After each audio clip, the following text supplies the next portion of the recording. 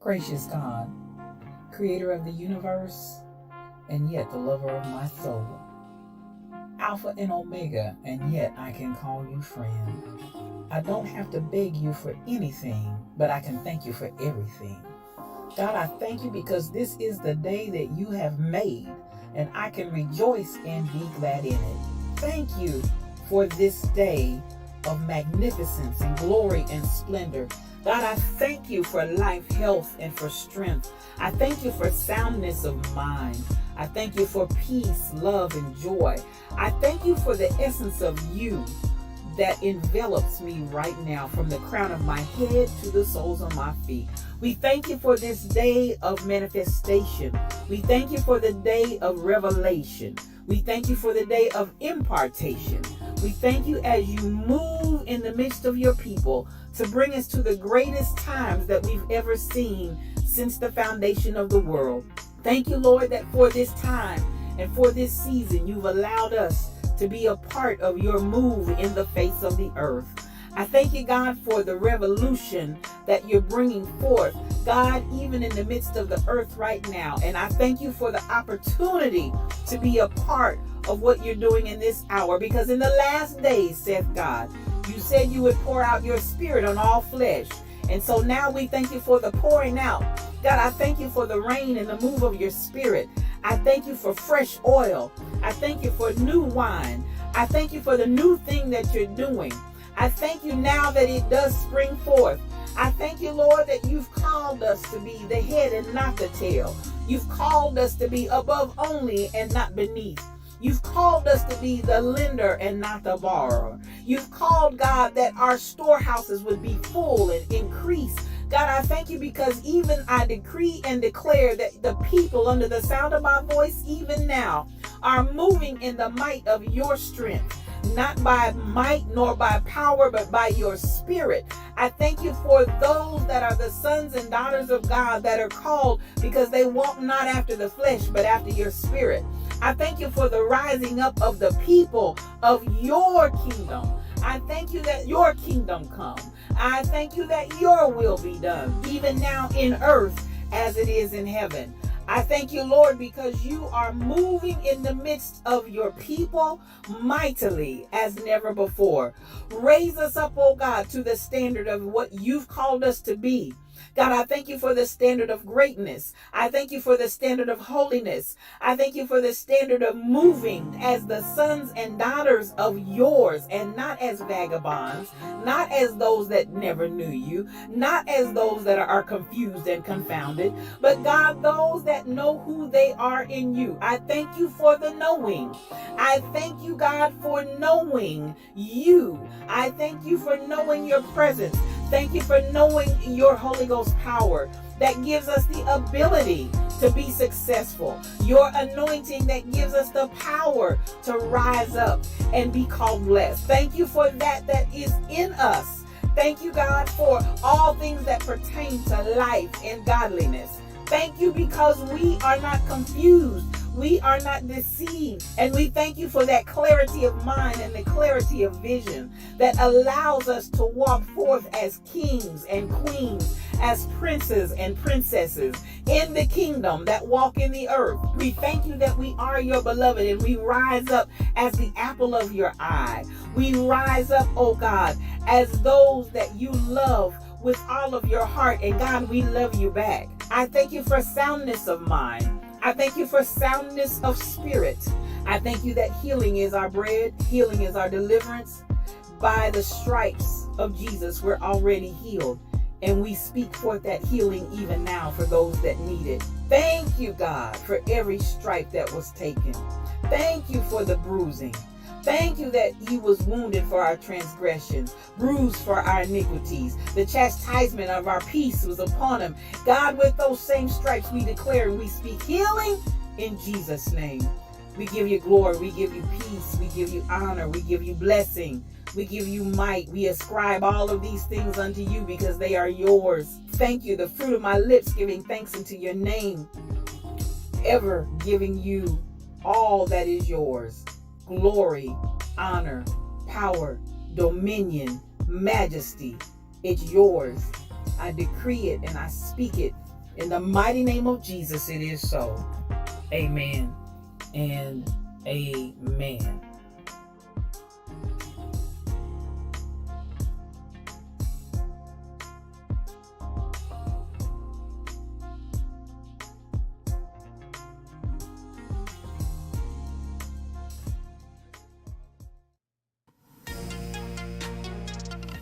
Good morning, good morning, good morning. Oh, I still got my stuff on from yesterday, y'all. See, this is what happens when I didn't feel like getting out of bed this morning. I was wide awake. And it was nothing more than there are those times when your buttocks just does not want to release that bed. Well, this was one of those mornings, like my girl, baby. I call her baby. Nobody puts baby in the corner. Monica L. Smith comes in some days and she's like, you know what? I got one eye open. I think she already said that this morning. Well, that was me today, y'all. So, I have to apologize. Y'all didn't see that screen change. That's why I said just play like you did not see that. And then here right now, I didn't realize I still had my yesterday on from my clothes. So I'm an honest person, y'all. I just tell all my business. I just put it out there. Ain't no need, ain't no shame in my game. I just tell it like it is, even when I'm talking about myself. So this morning, y'all, excuse me for my little faux pas. Aguna Badger, it's good to see you on this morning and everybody else that's here. Well, this is another day's journey, and I'm glad about it. This is Yes You, O Cube, just one-on-one, me and you, and we come in here every morning, Tuesday through Friday, and we have a very pleasant conversation and chit-chat with one another. Today's date is Wednesday. Oh, it's hump day, y'all. For those of you that are working, you just got 2 more days. Those that get off on the weekend, 2 more days, and it'll be over. It's Wednesday, March the 31st. In the year 2021. Yes. This is the last day of the month of March. Can you believe that? We have moved on and April is right around the corner. And, in less than 24 hours, we will be in another month and another quarter of the year, if you can believe that. So, time flies when you're having fun. Oh, yes, it does. It's been great. 2 years ago today. One of the things that I looked at, we lost our dear Nipsey Hussle 2 years ago today to senseless violence. So we want to remember him. But so many things are happening. Great things are happening right now. Transition is huge. Change has come. And as they used to sing back in the day, it's been a long time coming, but a change done come, y'all. It ain't gonna come. It done come. Monica Smith, thank you for sharing the stream. I definitely appreciate you for that on this morning. And I want to encourage those of you that will, please like the stream if you would. Please share the stream for those that are willing to do. Thank you. I got another host, BTD Mom. Thank you for hosting the stream. Please share the stream if you would. Subscribe if you would. It helps us out to our algorithm standing is increasing, y'all, and I'm really happy about that. With that, I want to pause right now and say thank you. I sent out a request asking that those that would go ahead and subscribe to the YouTube channel. It is absolutely free. It costs you nothing. All you gotta do is hit the button. I'm asking that you all will do that for me because I'm working on something right now and I just need a few more hits. I need a few more subscribers to go on over there to subscribe. But to those that have, I want to stop and say thank you for responding and taking action on my request. So thank you. And look, I'm moving in 2021. I'm moving in a new way, in a new direction, and I'm excited about the move. I feel like the pandemic had purpose, and it is definitely opening up doors for many of us that are out here in these streets getting the word over. Now, that being said, that's all I want to say coming into this. But I got to get back to my regular post the link. If somebody would, please post the link. And thank you, Shelby. I appreciate you. I'm almost there.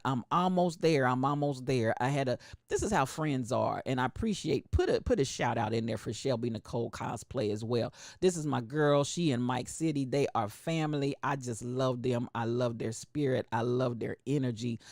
She does all kinds of things as far as being able to provide quality things, templates, and you name it. Go out there and look at her website and you'll see what she's got going on. But I really love this sister and her husband. They are going somewhere and you're going to hear about them in the future. Thank you for liking the stream. I appreciate you. I'm just excited about what's going on. And this is a good time for a lot of us, not just, and this is the thing.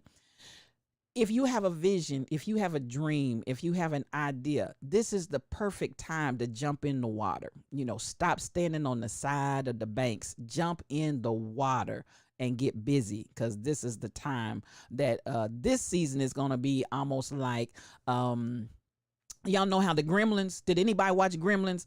And when the Gremlins got wet, they would multiply. This is the time when I tell you to step in the water, we're going to be like Gremlins, y'all. We're going to be just like Gremlins. We're going to hit that water and we're going to start smoking. And you know, the little fur balls would just pop off of them all over the place. And then the next thing you know, you had more Gremlins. That's going to be the kind of reproducing that we're getting ready to do in this hour, because we're going to step off in the water, and the visions and the dreams and the ideas that we've had, and some of it we've been holding for years and years and years, we're going to see them start multiplying. We're going to be fruitful, and we are going to multiply. Thank you so much. I appreciate you, Shelby. I appreciate you so much. I had another friend, as I said, and she checked in with me last night. She said, where you at in your numbers? Now, those are friends, you know, where you at in your numbers? And she said, okay, I'm going to get back with you. I'm going to get out here and get to work. So please know the reason why I'm stopping to take this time right now, I've not done all this alone. I've got people that are helping me. Even the Rebel Inc., she has been with me day one. She's my ride or die. So many things that I've wanted to come to fruition. She has been a phenomenal part of making that happen. Those of you that have responded, you're making it happen. As I said, my friend on last night who texted me and was like, how many more you need? Okay, I'm gonna go to work. All of you guys are helping to make this happen. And I just want to say thank you so much to you. Appreciation is always in order. Appreciation is always in order, because people don't have to be nice to you. But I appreciate you all for doing that. Now, as we get started, y'all know the Rebel Inc., I believe, was the winner of Grandpa Holmes's chair. Yes, the Rebel Inc. was the first one to get her hips in the chair. And I want to appreciate her this morning. No, wait. It looks like, oh my God, let me back it up. Monica Smith.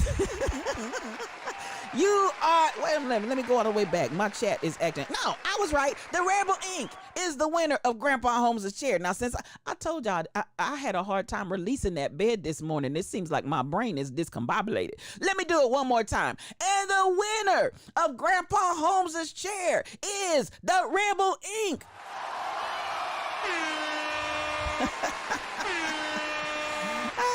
I can mess up because y'all gonna love me. I just know y'all love me. You love me anyhow, and I appreciate you. The Rebel, you are the winner, and I appreciate you. Now, that being said, you know how we do this thing. Get your coffee cups out, y'all. Get your coffee cups out. Because, listen, we take this thing, no cream, no sugar. We tell it like it T-I-Z-Tis. Yes, we do. I want to say good morning to the Rebel Inc. Good morning, Monica L. Smith. Good morning, Beat Teep Deep Mom. Good morning, Jonna CPW. Oh my goodness, it's good to see you, girl. Good morning, SK8843. Good morning to Aguna Badger. Good morning to everybody that's out there. To Kobe. Let me get your name right, child. To Shelby Nicole Cosplay. Good morning, good morning, good morning. And to everybody else that's not in my chat, but you are here. Listen. You always try to not say anything. You just want to chill. But listen, I tell you, I'm so glad that you're here. I'm so glad that you're here. I really, really am. Now, we're going to get this thing crack-a-lacking. Y'all know how we do. We like to get that music from King Coogee. I always got to give a shout out to my sire because he gave me the hookup for sure, for sure. And this is the beautiful thing about, thank you, Aguna. You stay in the shadows 90% of the time, but I just appreciate you being here. I so appreciate you being here. It means the world to me. Now, I got to give that shout out to King Coogee. That's my brother. Just like Mike City, just like Shelby Nicole Cosplay, King Coogee are some energies that I found in the Twitch streets. And you know how sometimes you just find those kindred spirits and you just connect. There's just a connection there. You can't even really explain why the connection is there, other than that they're good people. They're good souls. They're just positive energy that you just want to be around and participate in their space. King Coogee came in and not knowing me from Adam, but King Coogee came in and he gave me the hookup with his music tracks, and I definitely always want to appreciate and acknowledge him for what he has done for this podcast. Now, we're gonna get the crack-a-lacking while we slumbered, slept, and slobbered. I want to open up with this story because it's near and dear to my heart. Greenwood Bank, it was reported to me that this morning Greenwood Bank is coming through with over $40 million to open a black banking establishment that will be friendly to people of color and black folk with your finances and your investments.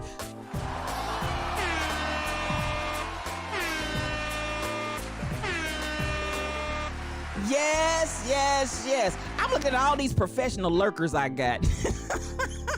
They're coming out the woodwork today. I appreciate Raw Confessions. Good morning to you. And yes, there's always someone somewhere in the background lurking. You may not see them, but they're there. So they coming out the woodwork today just to let you know I'm here. I normally lurk, but I'm here. Now back to my story while we slumbered, slept, and slobbered. Listen, folk, we are coming into money. This is the thing that I'm loving every bit of it. It's just juicy to me. This is like a juicy steak. When I read the story this morning and said that they're coming in solidly with over 40 million. Now somebody be like, 40 million ain't no lot of money. I know if you say whatever you want to say, I know it may not be a lot of money in some people's eyes, but it's a start. It's a start. It's an entity that we have now put together, because y'all know we had the Freedmen's Bank that came out after the Civil War, and all they did was take our money. They got us to put all our little money that we had earned, all our little money that we had made. And this is the thing about Freedmen's Bank. Y'all know we've already talked about this months ago in our historical element. It wasn't giving us any kind of return on our investment. We were just putting that money in the bank, and those white owners were taking that money, investing our dollars to make them money. We saw not one penny's worth of investment return on that investment. And then to add salt to an open wound, they just took the whole bank and took all the money and ran. So you had black people that had come into earnings and money back in the day, and they kept, harping on to put your money in the bank, savings, this and that and the other, and they took the money and ran. We've seen down through the years other black banking establishments that have come and gone because they had less than reputable business practices or whatever the case may have been. They didn't survive, and some of us lost our money in those banks. And I'm kind of going down this historical road because I know that there's going to be resistance. And I'm not saying, be ignorant, be silly, and put your money someplace that it's not going to make a return on your investment, or you're going to wake up one day and it's not going to be there. But at the end of the day, I feel like for us as black people to come into a space and place where we should be, we've got to begin to change our financial situations around. And I'm saying, as we're changing, just like I told y'all, listen, we about to be like gremlins. We gonna step in the water and we gonna start reproducing. Oh my God, when we step off the banks of the river and step off in that water, we're gonna start coming to a whole nother place of existence. And all I'm saying is, as we begin to find this new place of existence, which will come, we are here. It is happening. When I read this story this morning, now I still didn't want to get out of bed. But I mean, it's something down in my shondo. It was down in my shondo that wanted to get up and just start leaping and jumping and shouting all around, because here we are in just a few months' time. They've been able to garner over $40 million, because this is what I'm saying. When we come into our place of affluence, I would love to see us begin to put our finances in places that are going to be, I know I'm with you, Guna. I'm with you being careful about the money stuff, because at the end of the day, when the money's gone, you can't get it back. We've seen that happen to us many times down through the years. But at the same time, I'm still saying I want us to not, because you got to start somewhere. At some point in time, we've got to start rising up together. And because at the end of the day, there's power in numbers. There's power in money. Whether you want to acknowledge it or not, I'm not about to turn into the capitalistic plantation capitalism of our folk. Yeah, people do get greedy. I hope that folks don't get greedy. But I feel like this platform right here, Aguna, I've never met you before. I've never met Shelby Nicole Cosplay. I've never met Mike City. So many others that I've never met. Joel is in Australia. Joel is my white brother in Australia, and I love him to pieces. I feel like these types of platforms are gathering. That's why Just Psalmist is about village gathering. That's exactly what it means, village gatherers. There is this space and place and time where we're now bringing people together so that we can actively begin to create the world that we want to see. And I feel like, if we're talking about Mike City, Shelby Nicole Cosplay, or somebody else needs some money or something like that, I feel like, even though I've never met them, I feel like we're moving in a place right now where if there's a pool of resources and money, we can take our pool of resources and money and fund them, because I trust them with what they're doing and I trust them with who they are. And so I know it is a time and a season where it's a tremendous transition on the horizon, but we've got to start building relationships, and we've got to start building relationships with people that we can trust. And then as we're building those relationships with people that we can know and trust, then we've got to start pooling our resources together so that if I have, you have, if you have, I have, and we begin to spread that abroad so that everybody can go higher and higher. Now, I understand somebody got to get out the bucket before you can pull other folks out of the bucket. And I'm not even talking to crawdad mentality. We've lived it. We've seen it. But listen, I'm talking the lions. I'm talking the lions.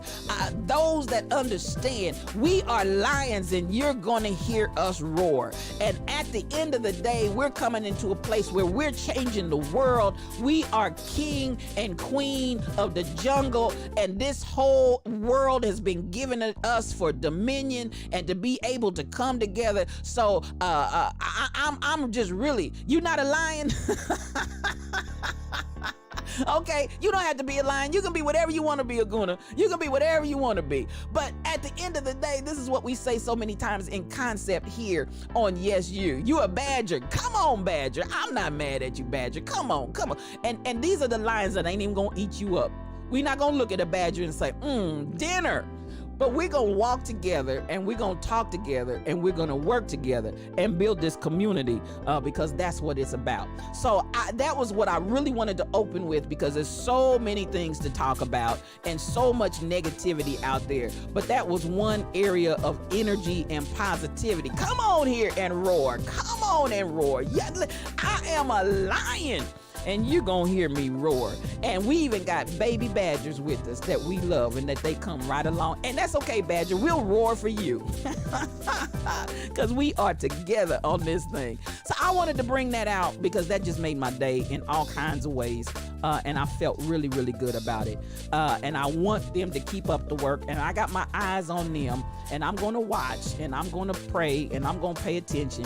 And when I find some reputable entities that are out here for me to put my resources in, and I don't have a problem with having a little bit here, a little bit there. They had a commercial came out years ago, a little dab will do you. I might have a little dab here and a little dab there. But at the end of the day, I want to support our entrepreneurs and our businesses that are coming up in this hour. So they are also ready to offer digital banking, and that 40 million. So you can do it from anywhere, and that's the season and the time we're in. You don't have to physically be in the same city, because at the end of the day, a lot of these banks that we are doing business with, some of them are local, some of them are not. Some of them have branches, some of them do not. So I'm not tripping on that. I just want to see it grow. I want to see it go, and they are committed that they are going to help the minority communities come up and give them an opportunity to have a new reality and a new existence. So I'm excited about it. You got Killer Mike, and I have to say, I didn't really know a lot about Killer Mike, but he caught my attention a couple of years back because I started hearing what he was saying, and I started watching what he was doing. And I have to say, the brother makes a lot of sense. He has a lot of impact, particularly with non-traditional types of scenarios, but bringing everybody to the table.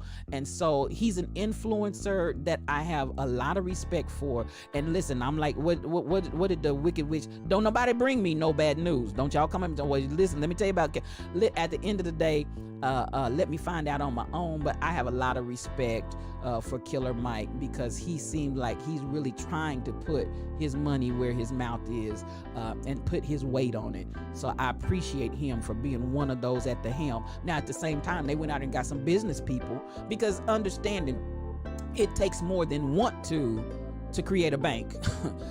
There's a whole lot of regulations, there's a whole lot of understanding, there are a whole lot of things that go along with that. So at the end of the day, I want us to pay very, very close attention to what they are doing. And I want us to, let's come together and let's do this thing. So at the end of the day, we may have another conversation on that, Guna Badger. We may have, and as a matter of fact, what I may do is have it where you can call in and actually be, or come on and be a part of your conversation, because there are some things that we're working on and we're trying to get it done. But yes, it all bears watching, and we need to go in with our eyes wide open. Now, I'm gonna move to a little bit of what's trending this morning is Jimmy Fallon and this chick that got on and did, yeah, we'll do that. We'll bring you on. This chick that got on Jimmy Fallon, and media is burning up. Media is burning up. Now, I usually don't do these kinds of stories simply because it's more entertainment oriented, but I want to cover it this morning because I want to address it from this standpoint. So the black community is crying foul to Jimmy. I think Sunny Hostin has already come out, and she has very, very vocally opposed Jimmy Fallon and said that she's very displeased. And then even to the tweet that went out and the Instagram post, I mean, it's just being flooded with what is being alleged of current stealing of black folks' creativity. So here lies the issue. On TikTok is making all kinds of people famous, and I mean, they're making money. It's not just notoriety, but after you get so many hits, and after when you get to the scenario where your particular whatever you're providing on the internet garners enough followers and attention and things like that, it puts you in a whole different category.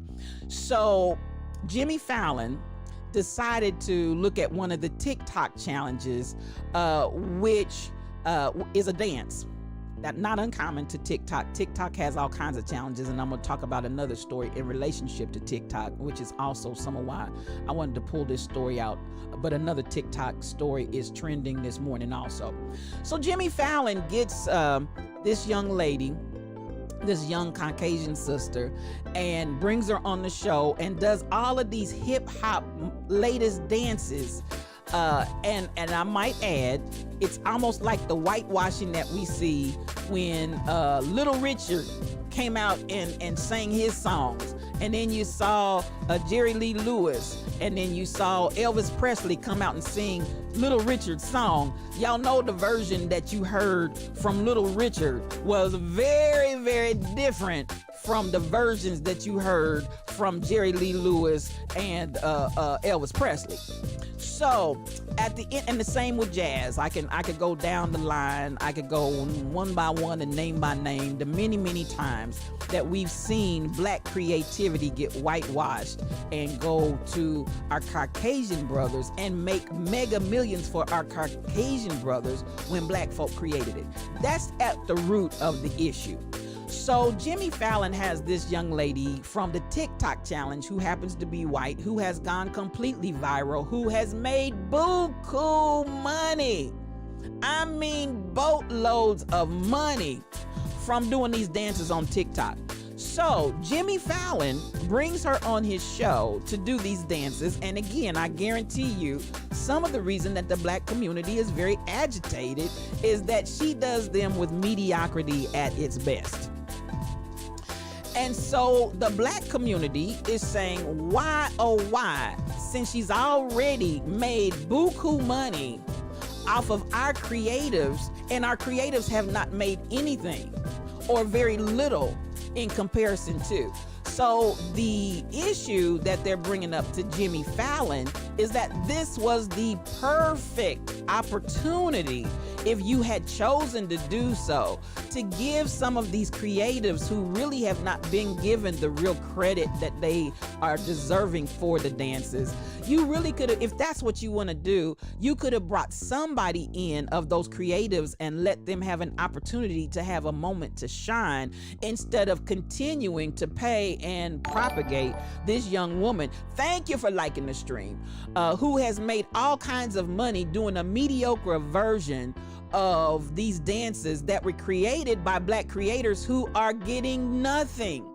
So y'all tell me, let me know, one, if you think that it's not an issue, two, or that it is an issue, I'm sorry, because my one is always yes and my two is always no. If you feel like Jimmy, no, you missed the mark, you missed it completely, because this is the argument, even as we start talking about the black banks, even as we start talking about the ability, and you know, I know there's always that fine line of, so are we trying to be separate? Are we trying to be segregated? I think if I could really try to put it into perspective, there's not a matter of trying to say we want to be separated and we want to be segregated. I think there's a matter of saying we just want to be appreciated for what we create, but we never get money for. We never get the benefits of. We never see, and furthermore, you get someone, and y'all know how it is. If, let me say this, National Geographic Genius, I'm not impressed. I'm not impressed. The Aretha Franklin biopic, to me, I'm just not impressed. I see you, Monica. I see you. So at the end of the day, why am I not impressed? On so many different levels, but just from the creative and artistic side of it, if you can't, let me just, anybody that knows me, y'all know Rita is my girl. Rita is my girl. So at the end, he could have found them, Colby, Shelby. He could have found them, because at the end of the day, as a matter of fact, let me tell you what they did. They even put a list of the names of the creators. Somebody said, we're not even gonna make you have to hunt. Here are the names of the people that created these dances. You don't have to look for it. You don't have to hunt for it. Here you go, Jimmy, here you go. And so at the end of the day, anybody that knows me knows that I love Aretha. And this is what I feel about Aretha. Everybody can't sing Aretha's songs. And that's probably my biggest epic fail with Genius, Because get somebody that can sing. If you can't sing Aretha's songs, just don't even put the song in there. Play the soundtrack in the record. Do something other than somebody that cannot sing trying to get up. And listen, I'm not hating on the girl. Listen, it was terrible. It was terrible. It was terrible. And this is the thing, even with these dances, somebody had them juxtaposed. They had the real dance on one side, and they had this chick on the other side. And here she is trying to do these dances. And when you saw the creators and how they did the dance at a 10, and then you saw her and her doing the dance at a 1, you understand why they're really mad that this chick is making all kinds of money off of black people's creativity. And this, beloved, is the issue. Not segregation, not separation, but the fact that we continue to create and we continue to be exploited. And that is an issue. So then, Jimmy hasn't come out and said, listen, can I tell you, listen, Jimmy is quiet. Jimmy ain't said a word, because listen, these folk done went all the way in, and this is Jimmy right here.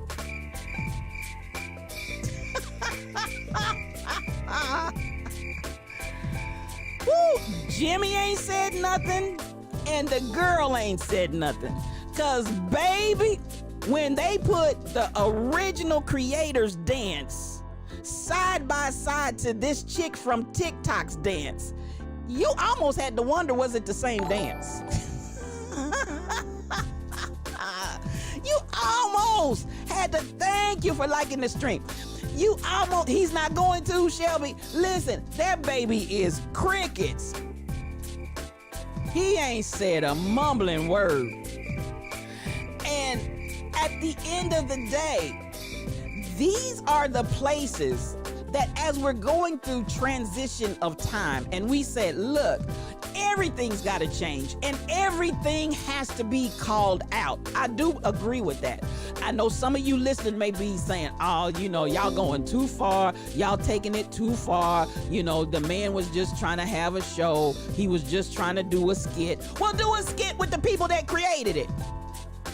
Would you please? Because at the end of the day, I'm looking and listen, a lot try to dance like others. You said their hips just don't move. And I'm not even trying to hate against my Caucasian brothers and sisters, but listen, we got to get the stiff out the hip.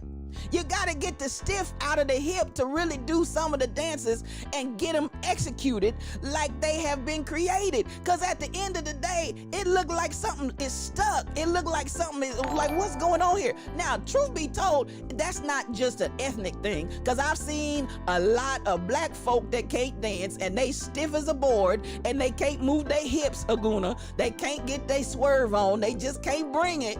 But at the end of the day, I'm going to give you applause for getting out there and trying, because I'm that person. I'm like, I tell everybody get on the dance floor. I don't care if you get out here, wiggle, jiggle, whatever. Everybody hit the dance floor.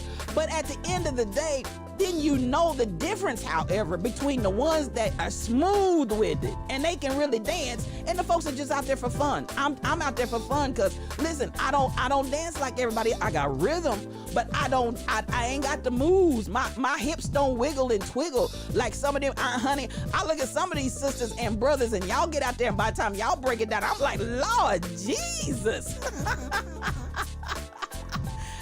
In the world. Hey, now I could do the native dance if you taught me, Aguna. But at the end of the day, the point is this. You all, come on, Monica, I'm telling the truth. But the issue is this. You gonna take somebody that's stiff as a board and can barely move and make all kinds of money from what was created by black people who still are not getting their just due. I think that we need to continue to call it on the carpet. I appreciate the fact that Sonny Hostin came out and said, no, No, no, and no again, Jimmy. You're showing your white privilege, and you're showing entrepreneurial theft, and that's what they're calling it, entrepreneurial theft. We create, y'all steal it. We create, y'all steal it, and don't give us the opportunity to really allow for what is deserving to the creators. And you just totally bypass them as if they're non-existent and give that opportunity and that money to somebody else. And the black community is saying and crying foul. And so I have to applaud them on that, because listen, that's the only way we're going to make a change, is to continue to point out all of these different areas that we continue to be exploited and say we ain't having it. Now, while I'm on TikTok and this TikTok sensation that got her opportunity on Jimmy Fallon, it was reported to me while we slumbered, slept, and slobbered. TikTok and these social media platforms are very powerful. I want to discover and talk about the story of a little 12-year-old black boy who was doing one of these challenges from TikTok. It is today's colonialism. It really is, SK. It's today's colonialism, and it has to be called on the carpet. And as Shelby said, Jimmy ain't gonna say nothing. Well, if you don't say nothing, please do something, because at the end of the day, we looking at you with side eye. We're looking at you with side eye. So as we move into the power of social media, it was reported to me, unfortunately, these challenges that they have going across TikTok, all of them are not healthy and all of them are not good, especially as it relates to a lot of our children. And so we gotta be connected to our kids and what they're doing. So we have a 12-year-old boy whose 12-year-old brother came in the room and found him unresponsive because he had responded to the TikTok challenge of cutting off your breath. And so who could do it the longest? When he found his brother had taken a shoestring and tied it around his neck and had been without oxygen to his brain for a long time. But they did go ahead and get him rushed to the hospital. But as of last night and this morning, they told the family to prepare to disconnect him, and they have raised over $400 and some thousand on that same internet platform for the family to take care of this little boy's medical expenses. Now, that being said, I know, Monica, it's just sad. So I'm looking at TikTok, and you can make a sensation out of somebody doing black dances who can't dance. And you can also, now, please understand me. I'm not that one that is like, oh, social media is bad. Social media is negative. That's not me. That's not me. Social media is what you make it. But I am saying to the parents of children that have those digital devices, and you just send them off to their space and place to do whatever, you need to pay attention, because the mother, as she said, mother and father are just devastated. They are absolutely positively devastated that, you know, and they said really on the reel, they said this baby learned how to cook off of TikTok. He had been watching the TikTok shows and he taught himself how to cook. He had learned an instrument off of TikTok. So as far as they were concerned, he was in TikTok getting positive energy, learning opportunities. So there you see the wholesome and the healthy side. He came away obviously engrossed with the different things that they had going on. But then when they got to this challenge that they were completely unaware of, he also, besides learning how to cook and besides learning an instrument and how to play that instrument off of TikTok, he also has subsequently put his life in jeopardy. And so these are things that we need to pay attention to. And with that, they begin to bring up these different challenges that are going out to these young people, stupid challenges that I had no idea. They had a Benadryl challenge. How many Benadryls can you take? They had a wire challenge.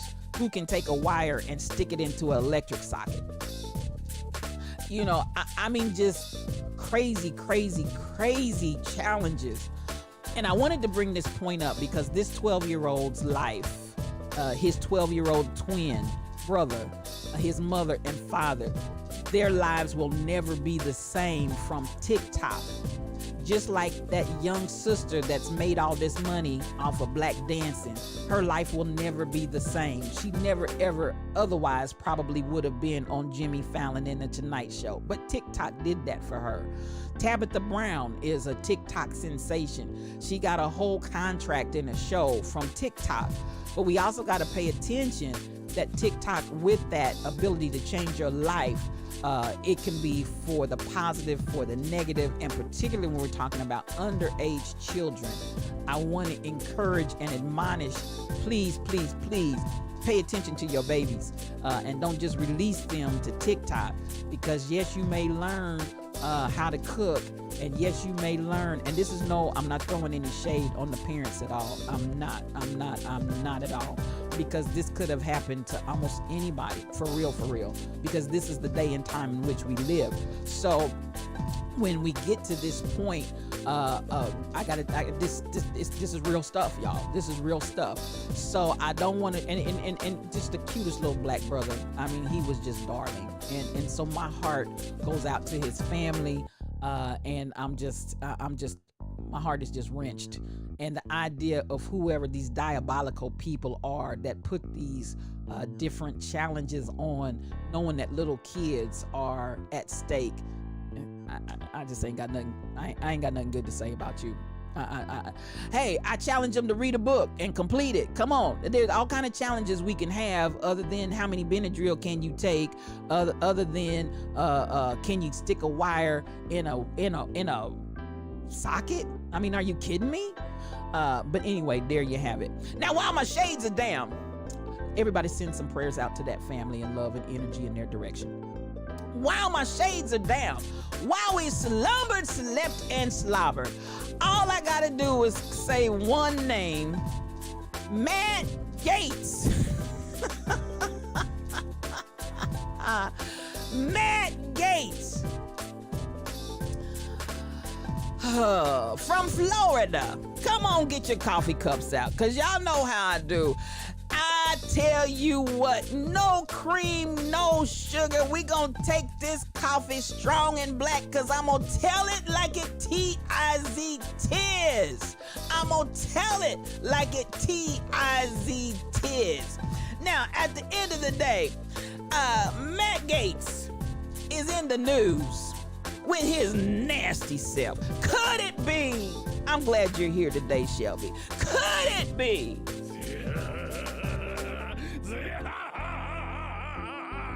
the devil? Ain't nothing but that old slimy devil. I think I'm gonna have to keep my shades on for this whole thing, because this nasty man, this nasty pedophile, and this is what I want us to understand. Now, you got these people running around trying to act like they are Moses and the 12 disciples and all of the apostles, and that they love Jesus, and all of this racist stuff that they running around doing. Not only are you not Jesus, not only not the 12 disciples and the apostles and Moses and everybody else, listen, you are just nasty, and the stuff that you do is dastardly. So at the end of the day, Mr. Matt Gaetz, I am not at all surprised, and this is what I want y'all to understand. This joker is in the news because, and let's be clear, the investigation started under the Trump administration. He was already under investigation. They just tried to keep it under wraps. This man is nasty, and at the end of the day, he is now being charged and investigated for trafficking. Listen, we need to talk about 45 and that whole trafficking ring, because listen, at the end of the day, while he tried to distance himself from Jeffrey Epstein, and isn't it mighty interesting that somehow or another, Mr. Epstein found a means and a way to suicide himself? And if you believe that, we got some land, swamp land down in Florida where Matt Gaetz came from. We got some swamp land down in Florida to sell you. The whole crew and the whole lot of them nasty buzzards needs to be exposed for what it is. Now, while they running around trying to talk about the Democrats this and the Democrats that and nasty, nasty, nasty, you got proven individuals that, now, let me tell you. So he's out here paying for little girls. And in his boldness, this is the whiteness and the supremacy and the privilege that white folk don't want to acknowledge that they have. Where else are you gonna see somebody, particularly at his status and level, out here boldly trotting around with little minor age children? Jailbait. Little girls. Now, somebody said, I can't even take credit for it, but I thought it was one of the best comebacks and clapbacks I saw. While they trying to get voter ID and demand ID to vote, they need to be getting ID from these little girls and boys that they running around with that's underage. Can you show me some ID that you are legal age? Please, can you? That's what I need ID for. Come on here. That's what I need ID for, Jonna.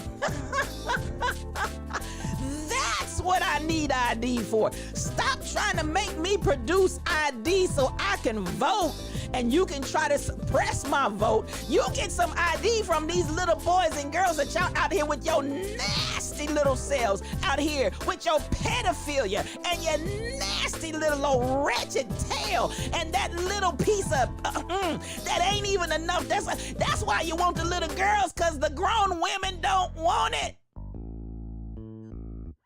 Grown women trying to find it. Where is it at? Y'all ain't ready for me. You want these little girls because you're nasty. Now, let me be clear on this, because this is nasty, nasty, nasty, nasty Rebel Inc. This is not the first time that Matt Gaetz has been caught with his hand in somebody's cookie jar. Yeah, cookie jar. This is not the first time he's been caught with his nasty, stinky, slimy. Could it be? Could it be?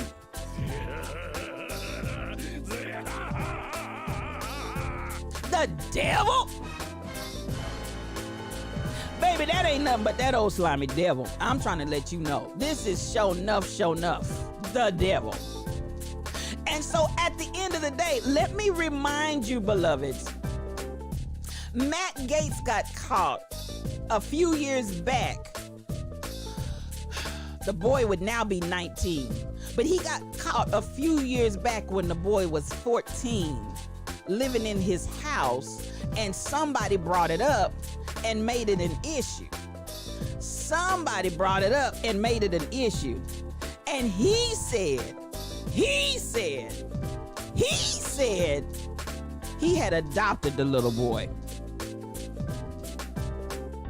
Oh, I'm sure you adopted him, all right.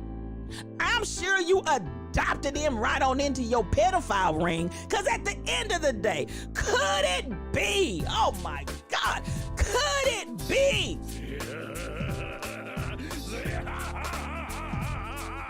The devil.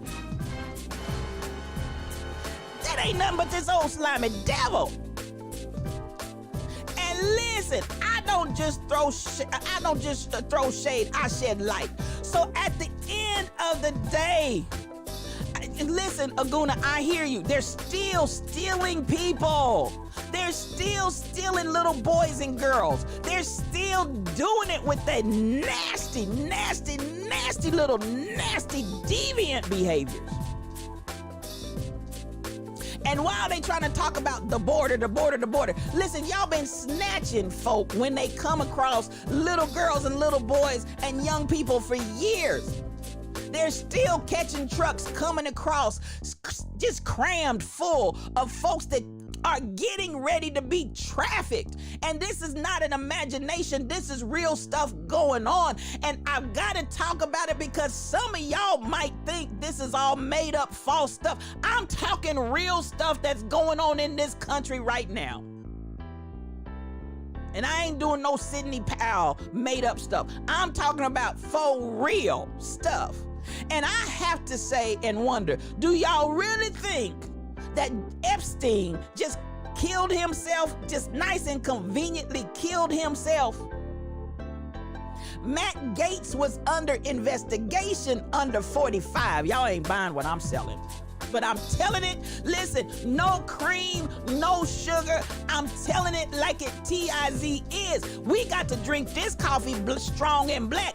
These buzzards are out here in the land of pedophilia. And I'm not talking about QAnon and all that crazy stuff. I'm talking about folks that are sitting and elected into offices that are out here tampering and tinkering with these little kids, and they got a whole little group of them. And at the end of the day, Epstein, I believe, was one of their main suppliers, and that's why he needed to conveniently leave from this earth. Just dastardly. And so now, he even came on Tucker Carlson's, and Tucker, as crazy as Tucker Carlson is, when he finished with that interview, Tucker Carlson said, that is the weirdest interview I have ever done, because this man sounded like a lunatic.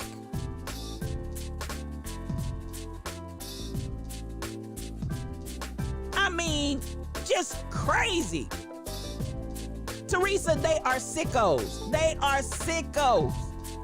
And so at the end of the day, while you try to be so patriotic, while you try to be so we love Jesus and Christian, while you try to be all of these other things that you want to put out here and purport to be, this is who I am, and this is what I stand for, and this is what I believe, along with my Second Amendment right. This is what I believe. Yeah, I understand. If anybody comes and shows up at your house to rescue the little kids, that's when you're going to take that AR-15, that AK-15, whatever that gun is, and that's when you're going to mow folks down when they come to try to get the little children out your house. Nasty. Could it be? I can't help it. Could it be?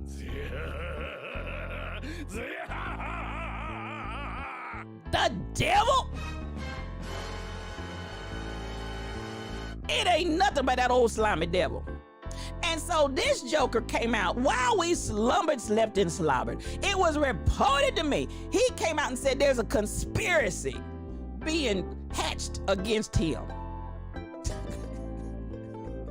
It's a conspiracy being hatched against him. And he's innocent of all charges. Now, I want to know how he got away years ago, because let's see, the boy would be 19 now. So I want to know how he got away 5 years ago with this sad story that he adopted this child and it was his adopted son in his house. I'm telling you, it ain't nothing but that old slimy devil.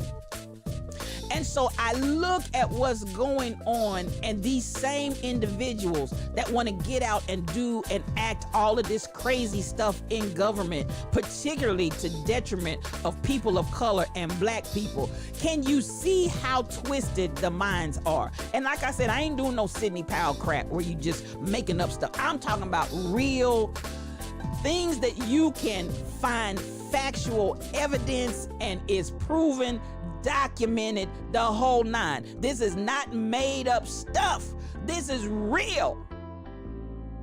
This is real. And this is who we have leading the legislature. These are the legislators that we have leading the legislature.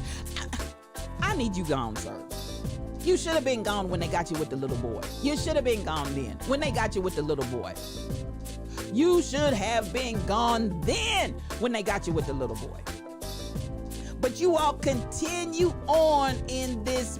And then you had 45. Y'all remember, he after pictures of him just as chatty and friendly with Epstein as he could be. And then when we got to the point of this whole mess being uncovered and revealed, And I heard my sister BTD mom said Epstein on the island. He ain't dead, he's on the island. He's not dead, he's on the island. Oh my, listen, Epstein should have been gone a long time ago too. You're right, SK, because he had a long history. And the thing of it was, when he got actually incarcerated and put in jail that last time, that's one of the first time he's ever had anything stick, because they've had over and over again. He would get caught, he would get reported, and he would walk away and stuff would just disappear like it never happened. Disappear like it never. What happened to the charges? Who let him out? What happened to the people that had filed the complaints? All of this stuff just kept getting swept under the carpet like it never.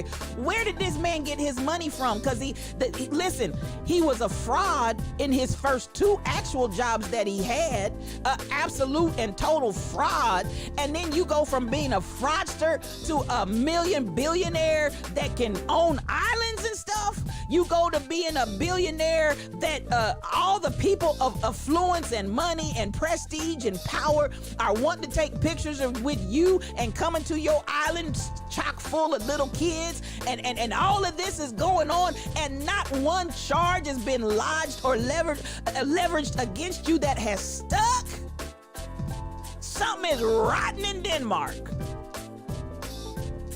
And at the end of the day, we really have to deal with the reality of this. The sickness that these people are operating from. And then you get people that will vote them into office to make the rules and the regulations for the people of this country to live by, when you're not even living by the very basic rules. Oh my God. And listen, we have got to wake up and smell the coffee. I need you to smell the coffee before you drink it. Smell the coffee. This is foul. It's foul. It's foul. It's foul, y'all. And why are his hips still sitting in a chair? I'm back to Matt Gaetz. Why are his hips? Oh, it's all of that, SK. All of that brown stuff. Why are his hips still sitting there? And this is the insanity of it. The idea that people will vote these people in knowing full well what their history is. Now, somebody explain that to me. Explain it if you would, please. Explain it. Because I can't get no understanding. I can't get no understanding on that. These nasty, nasty, nasty. Did I say nasty? Nasty. There is this assault on our children, whether we realize it or not, and we got to pay attention. As Aguna Badger said, the native has had this challenge that's been going on for years, and people want to ignore it and act like it's not there.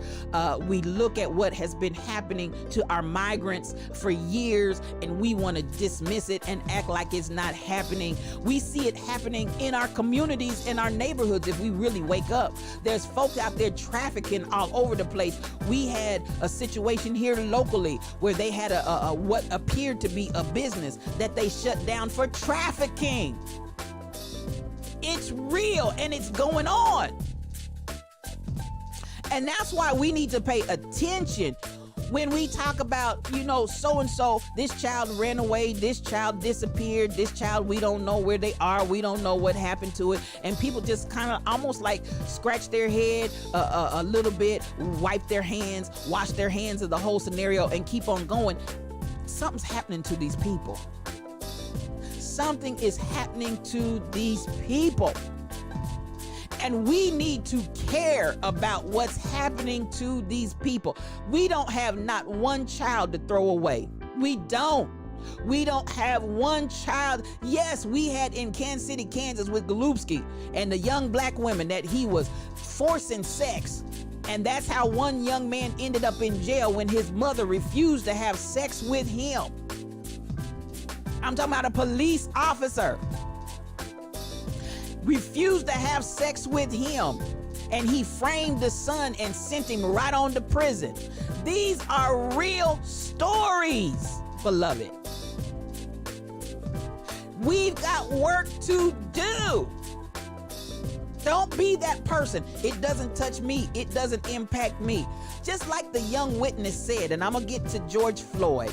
Just like the young witness said on the George Floyd trial.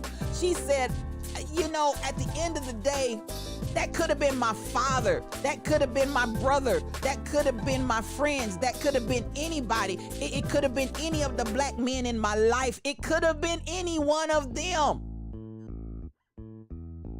And so we cannot continue to disconnect and disassociate because it doesn't touch me, because eventually it may touch you. Eventually, it may be one of yours. And that is not the time to suddenly rise up and be caring and concerned about this situation. Care about it when it's your brother and your sister. Because it's somebody's child. Oh my God. It's somebody's child. Whew.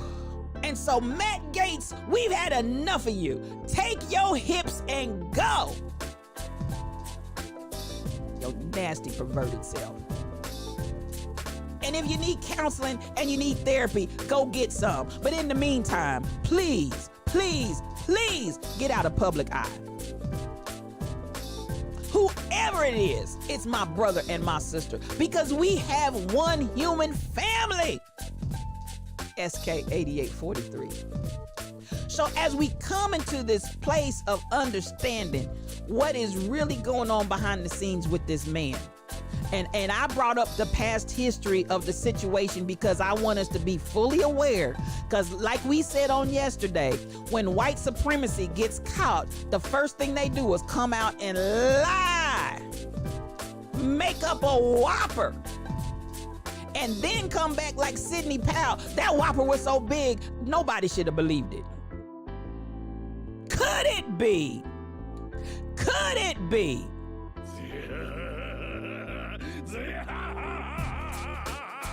The devil? Ain't nothing but that old slimy devil. So I hope that you all will definitely load them up and move them out. I love it, Teresa. And there you have it. Load them up and move them out. Oh, and you're right, Aguna. It ain't just white folks that are doing it. It's not just, and please, I hope I didn't give that impression, but I am saying this with regard to white supremacy. Everybody else that does it might get caught and go to jail, but these folk are still walking around free because baby Jeffrey Epstein, they had I don't know how many times and how many cases against that joker, and he never went to jail. And just kept climbing up the ladder and making more money. While President 45, he wasn't a president, while 45 tried to say he didn't know the man.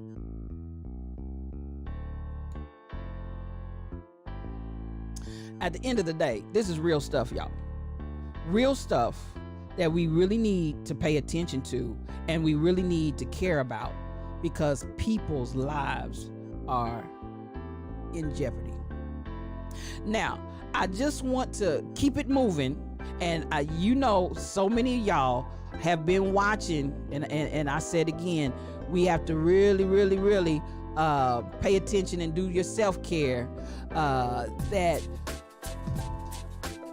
we take care of ourselves as we watch the George Floyd hearing and trial, because we know we're going to hear a bunch of stupidity in defense of trying to cover for this man. Now, everybody had their different opinions in the court chat yesterday about whether or not the EMT had hurt the case. I didn't get that takeaway. Let me unshade. I didn't get that takeaway. I felt like, number one, my jujitsu brother, I don't know what his specialty is, but I'm gonna call him my jujitsu brother. My jujitsu brother, they could not trip him up. They tried and they tried. They could not trip him up. So this is the thing that I want us to understand about the media as well. Because when I heard the reporting, watching the court, they go back and play all the little clips and all that on the court channel. They kept trying to make it sound as if the jujitsu brother and the EMT had really kind of foiled the case from there. You can't watch it. I understand. It's hard to watch. It's hard to watch. They tried to make it sound like their strength was a weakness. The woman should have gone ahead and agreed to the fact if you had 12 to 14 people standing over you while you were trying to do your job, it would be a distraction. She kept holding the line saying, I'm professionally trained and I would continue to do what I'm professionally trained to do. But with 12 to 14 people hollering and screaming and da-da-da-da-da, he kept coming with that line of questioning. She kept coming back with her answer, made him mad, made the judge mad, and I'm not feeling this judge. Y'all tell me in the chat. 1, if you feeling this judge and you think he's judging appropriately, give me a 1. If you're not feeling this judge, give me a 2. Because I'm gonna tell you what, I feel like this judge has an agenda. His eyes when he's looking, and that's the one thing about the mask. The mask covers the rest of his facial expression, but those eyes to me are very telling. Those eyes to me of that judge, and the fact that every time you turn around, when the prosecutors make an objection overruled, they can't even hardly get it out of their mouth, and then every time little brother makes it's sustained. I'm like, no, I'm not feeling you, I'm not feeling you, I'm not feeling you. And listen, at the end of the day, sister girl, listen, he's really making me agitated too. You don't know yet, you on the fence. I hear you, SK, but he ain't got my vote, because I feel like this man already has an agenda, and his agenda is to be in favor of Chauvin. That's my personal opinion, and I don't feel like he is judging a righteous judgment. I don't think he's trustworthy either. Them shifty eyes and his maneuvering in the courtroom, to me, is pro Chauvin. Now, that's my personal opinion and my takeaway, just observing his behavior and the things that he has said and done. Somebody said, he's tanky. I'm not feeling him either, BTD mom. So I feel like he is purposely trying to give Chauvin all of the chances and all of the opportunities that he can to be found innocent, because at the end of the day, just like my jujitsu brother came out and said, I could look at him and tell. The EMT, I could look at him and tell. The people on the street, the little kids, everybody but Chauvin and the folks laying on the man could tell. The man was in distress. The man he's not even breathing, bro. He's not even breathing.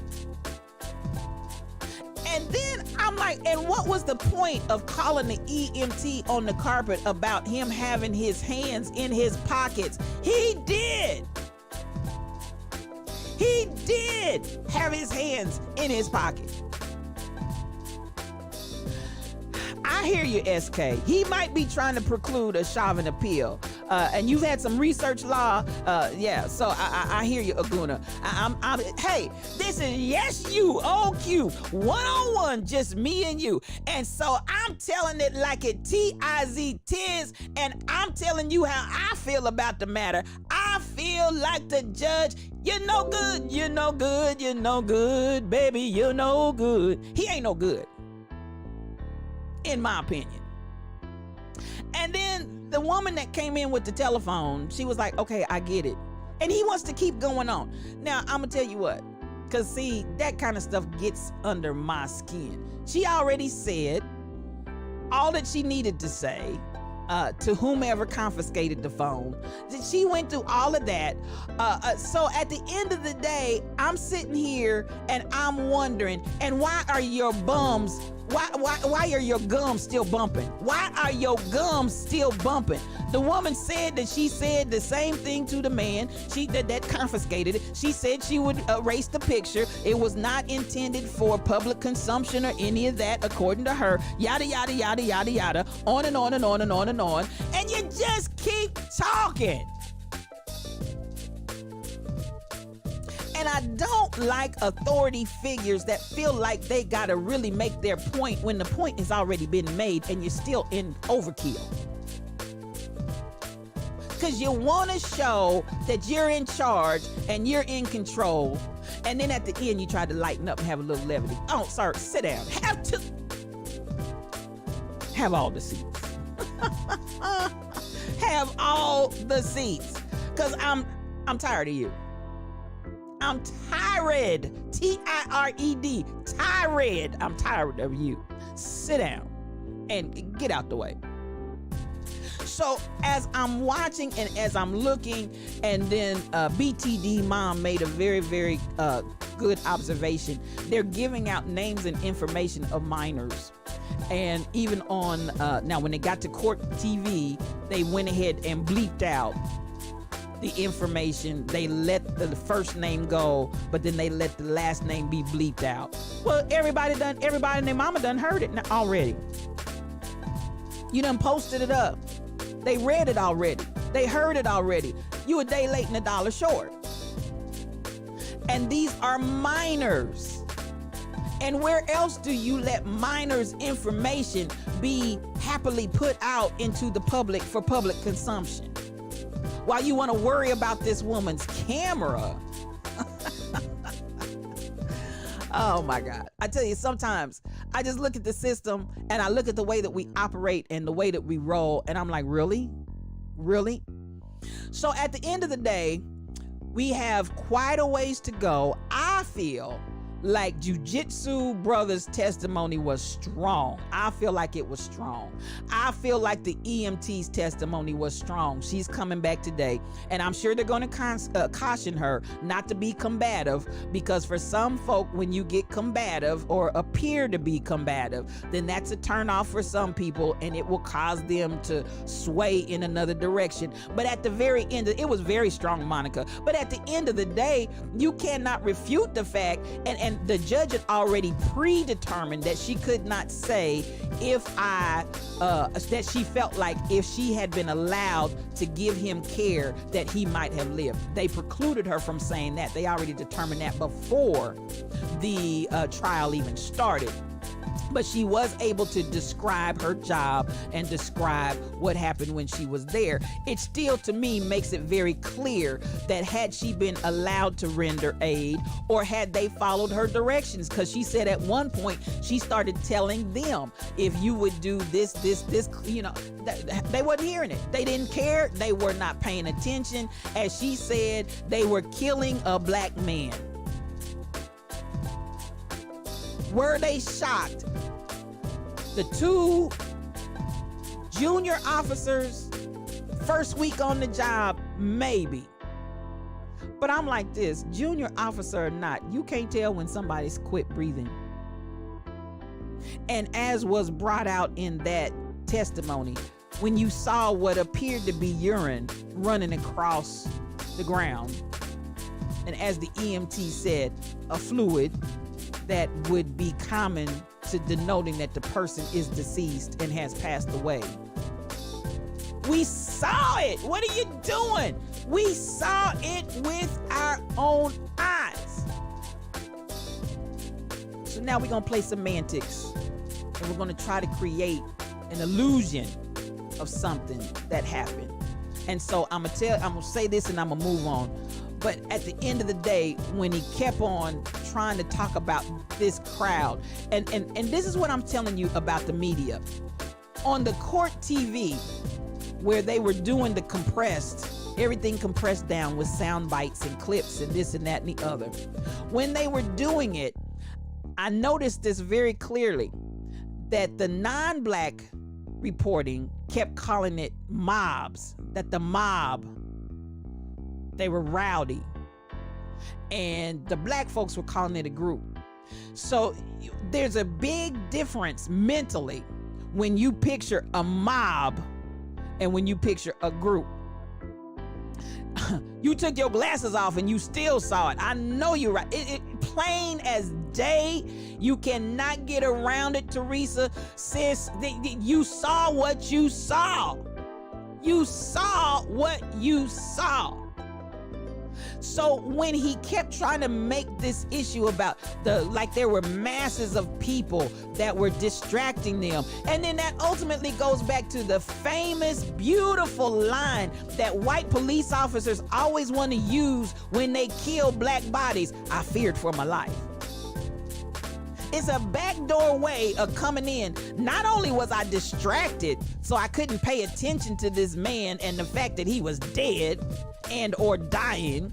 Not only that, but I really also have to put in there some way of giving an implication. I feared for my life.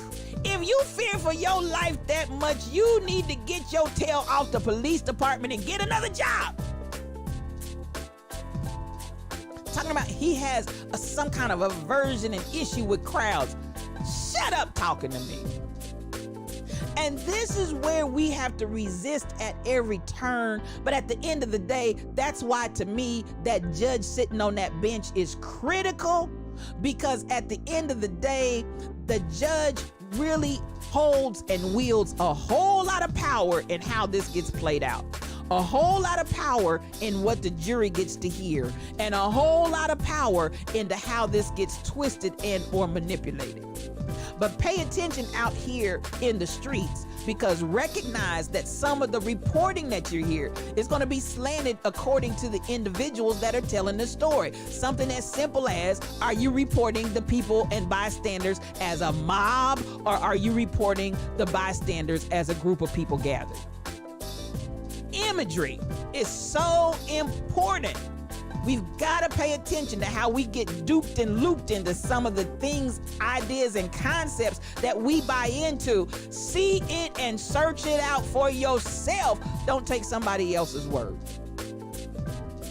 So we've got another day of hearings going on, and this may go for a while. It's so sad to me that little kids, underage children, had to be called to the stand because underage children witnessed this tragedy. And as the one said, inability to sleep at night, all kinds of disturbances to the psyche and the emotions. I mean, we're talking about how we continue within the Black community and our minority communities, how we continue to traumatize our communities and especially our children. Today, almost every story had a commonality of children and underage folk involved in it. We gotta pay attention to the children. We got to pay attention to everybody. But I'm definitely of the opinion we need, as we talk about Jasamis, as we talk about the village, as we talk about the lions and the lionesses and the badgers, we need to learn how to surround and circle, make a circle around our children and dare a predator, dare one predator to try to break the ranks, because baby, we got something waiting for you. Don't mess with my kids. Don't mess with my babies. Don't mess with the babies. And I listened to those children, and I listened. And this was the thing that I think was very consistent throughout, whether it was my jujitsu brother, whether it was EMT, or whether it was those little babies testifying. Tears, tears, tears. You can't recount and recall a scenario like this and be a human being and have no tears. And I'm looking, and every time I look at Chauvin, just like I saw him on that video, he shows no remorse. None. None. This man did not care. Did not. And so at the end of the day, we need to clean up that police department, y'all. We need to clean it up. We need to get rid of folks like this. I don't know how we're gonna be able to start weeding this kind of madness out. I know here where I am locally, it has come out that a lot of, as the scrutiny is coming down on the police department, they've had a bigger exodus of men leaving the department than ever. Good riddance. Goodbye. You are the weakest link. Goodbye. Now let's pay attention to what we replace those individuals with. Because if racism's going out the door, please don't replace it with young racism, new racism. We need folks that are going to give us protection equally in all communities. So we'll continue watching George Floyd trials and see what happens there. And of course, you know, that was just top story all over the place. And so at the end of the day, I'm going to close out with this on While We Slumbered, Slept. Goodbye. Come on, SK. Goodbye. While we slumbered, slept, and slobbered, Trump may be in trouble because New York has now said that for the lawsuits that were pending before he took office, and his counsel argued a sitting president could not be on trial. The New York Attorney General has now said it's time to fry some fish. We about to have a fish fry in New York City. And we gonna get you, sir. We gonna get you.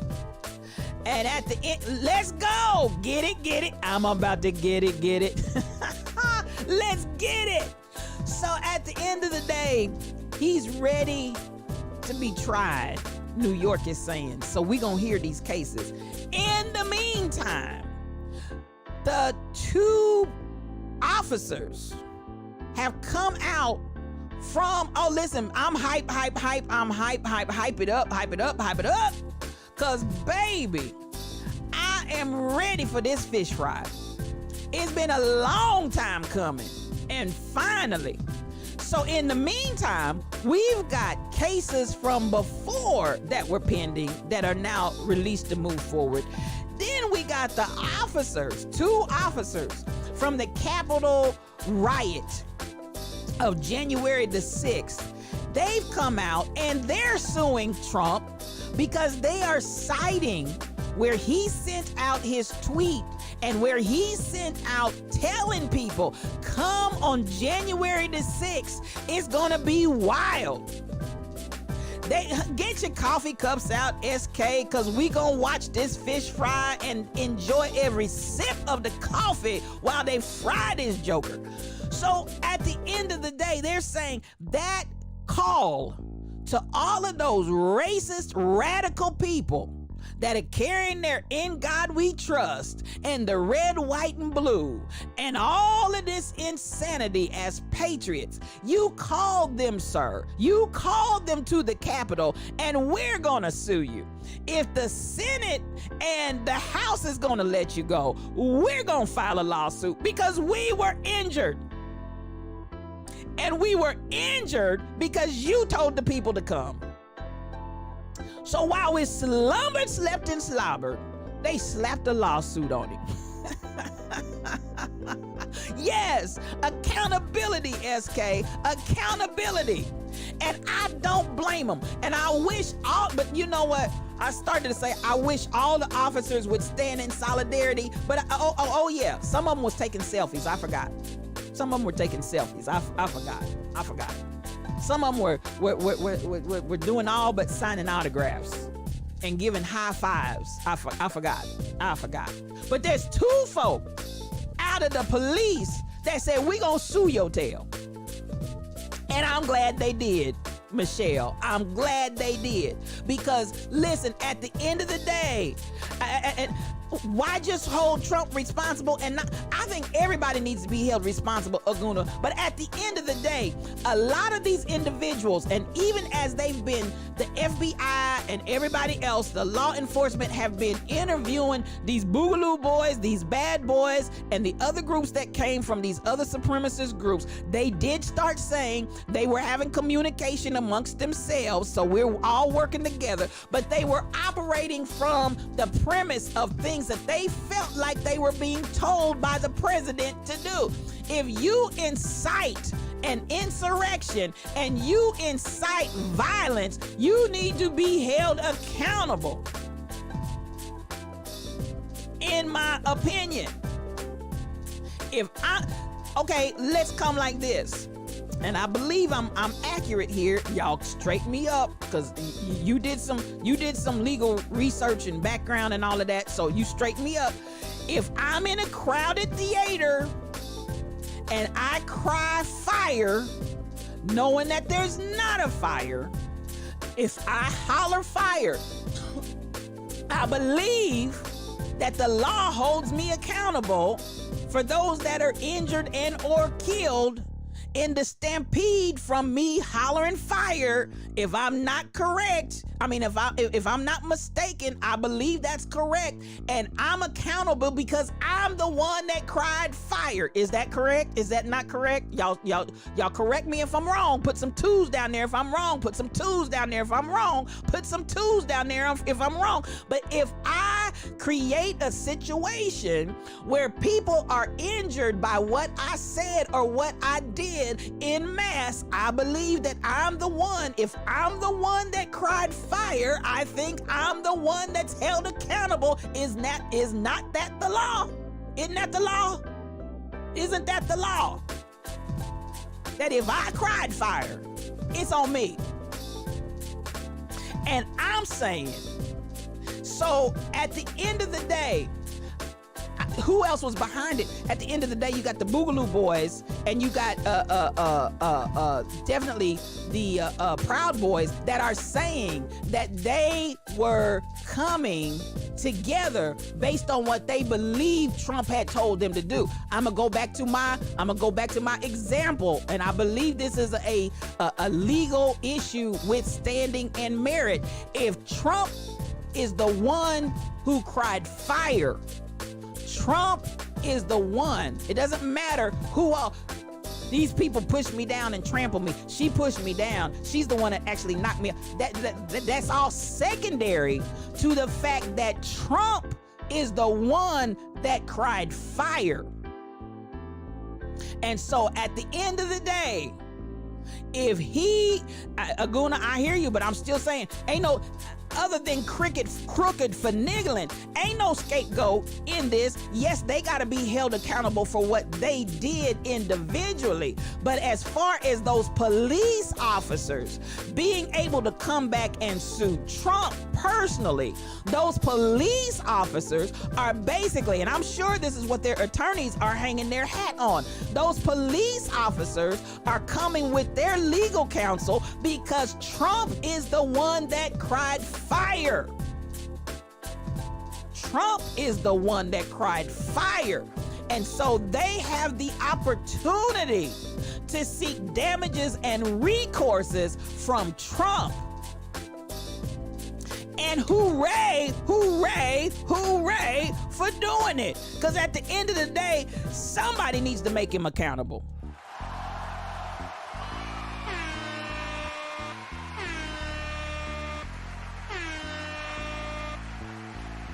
Oh, listen, SK, I agree with the accountability on all other levels. I told y'all, okay, now, we talked about it the other day, and I showed y'all the picture of the representative from Texas that was out there standing in the midst, and they were like, we knew he was in D.C., but we didn't know where he was, and somebody just happened to capture video footage of him out there with the insurrectionists. Now, why is he still walking and trotting around? You explain that to me.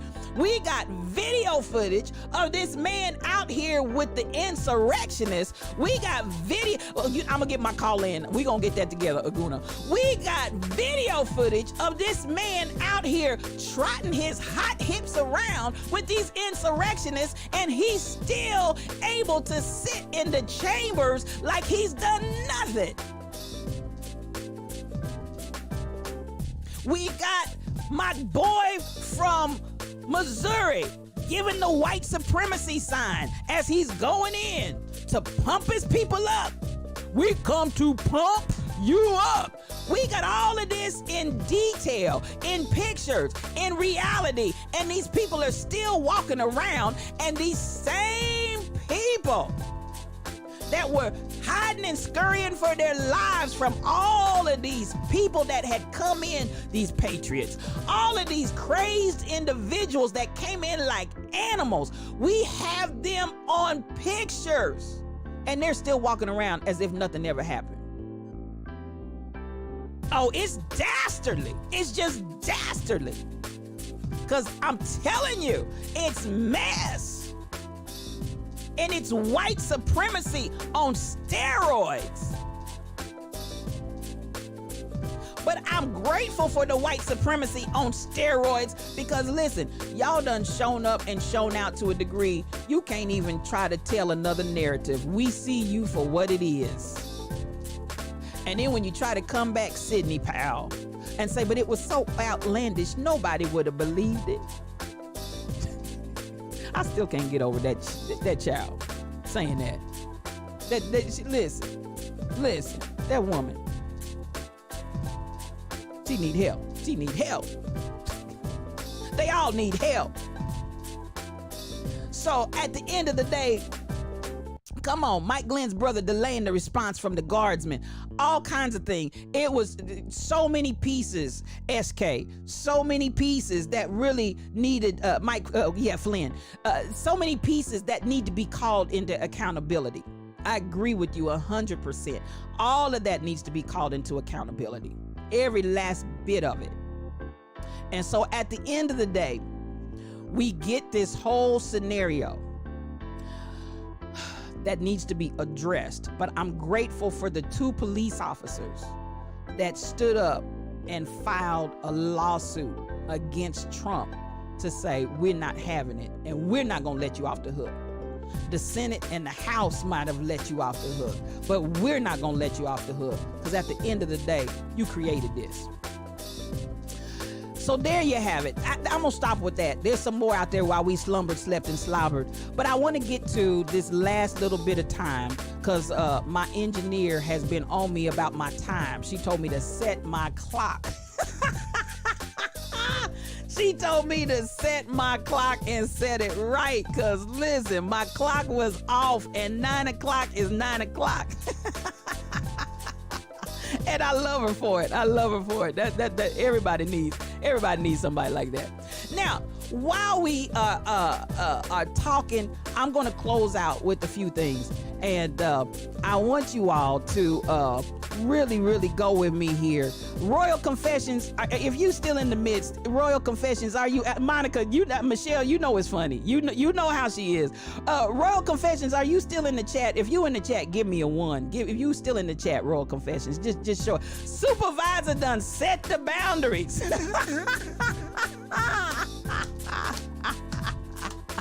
The supervisor has set the boundaries. I'm telling you what. So I'm gonna close out. I got some things that I wanna talk about here. Let me look over here and see. Here's my friend here. We're talking about Women's History Month. Women's History Month. And I know there she is. Royal Confessions. Now, Women's History Month. And she's busily doing a whole lot of things right now because she's in the community. She's in the church. She's in the home. She's everywhere. She's everywhere. I want to just stop right now.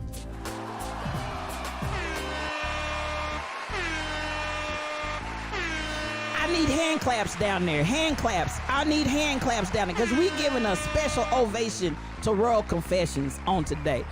As we talk about, and I got a couple of others, but yesterday I said to all of our, come on, that's right, put those hand claps in there. I said on yesterday, eliminate all the closings. Y'all, listen. Y'all are not right. But I love you anyway. Y'all still my friends. Y'all mean to me, but you're still my friends. So yesterday, I told you all to applaud yourselves because you are women that really, a lot of times we make over the people that are known, the names that we hear over and over again. And for my brothers that are in here, you're not excluded. We appreciate and love on you too. But today is the last day of Women's History Month. I wanted to pull out and highlight my friend Rhonda Royal. Now, y'all can Google her because that's exactly what I did. And I Googled her, and this is what came up.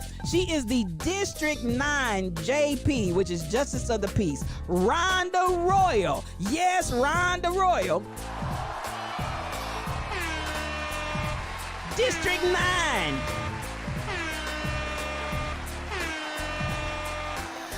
And I look at all the different hats that she's worn over the years that got her on Facebook, or got her on Google.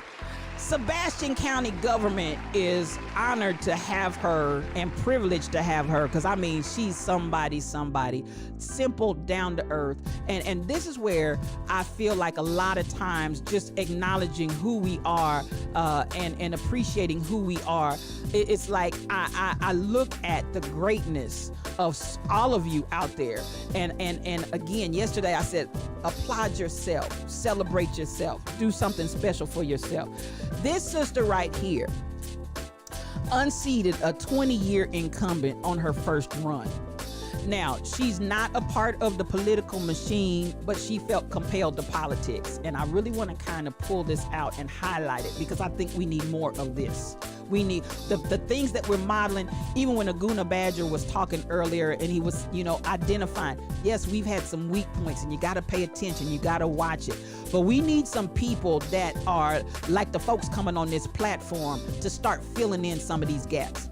We need folks just like King Coogee. You say you appreciate all the women in your life in the world dealing with life this world has given. I feel you, man. Thank you. It's good to see you, King Coogee. That's my brother. We need King Coogees to start coming to the forefront. We need Aguna Badgers to start coming to the forefront. We need Jana CPWs to start coming to the forefront. I could go through and just start naming y'all one by one and name by name. Rhonda is one of my nearest and dearest and best friends. And I can remember when she was like, I feel a call to go into politics. Didn't have anything to do with politics. Nobody, she's not beholden to anybody. She doesn't owe anybody favors. They didn't even help her get in. I was out there with her, y'all. She went from yard to yard in her car with some signs that she had made, and she put signs and she shook hands, and she was out there by herself, literally. One weekend when I went down there, it just so happened as she was going out and doing that, I just rode around with her, and we just, I was very, very minuscule in what was going on. But hey, we were out there and I was watching her and what we could do with the signs and the flyers and the what. She went from door to door with absolutely nothing but the experiences of her life and love for the people that drew her into public service and public office. And she unseated a 20-year incumbent in her first run and has been there ever since.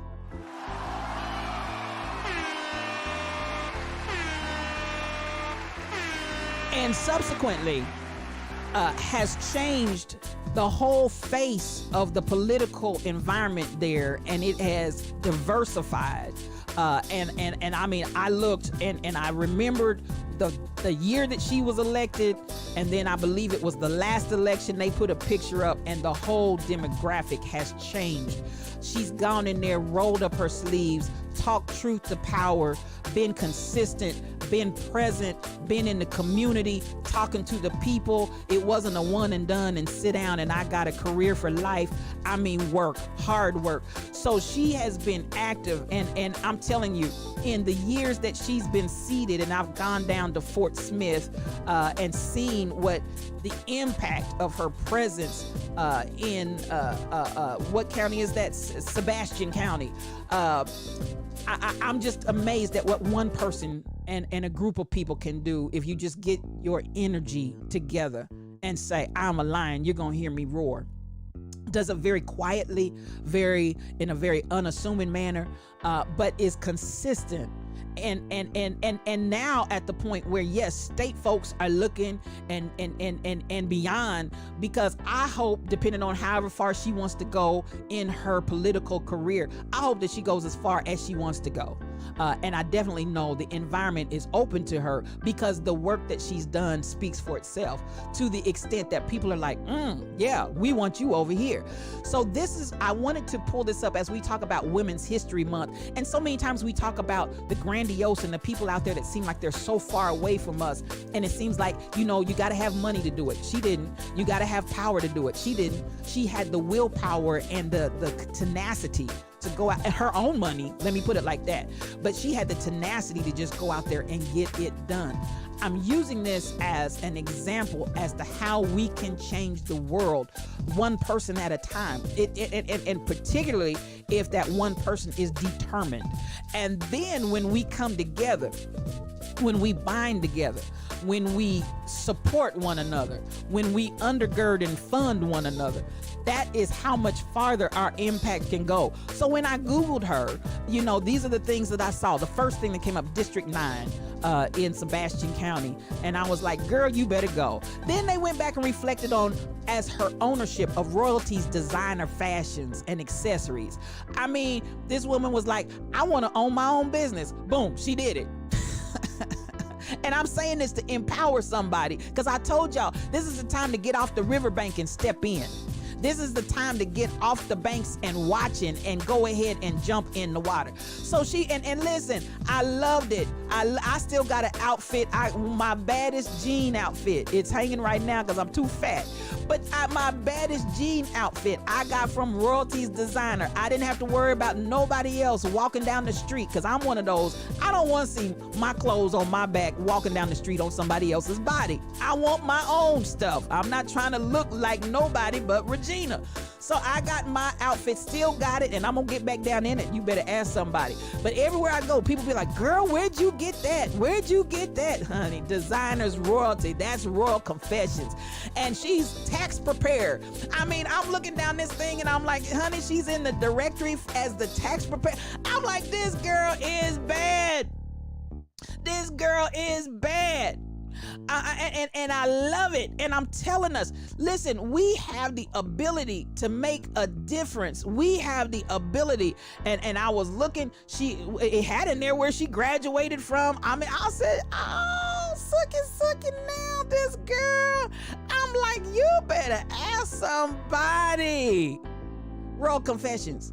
And so I wanted to, as we're getting into this phase of as we're moving out and launching out, I want us to have stuff that's tangible, that's touchable, and say, if she did it, I can do it too. So one of the two that I wanted to highlight today, and I'm out of here because I'm gonna be on time.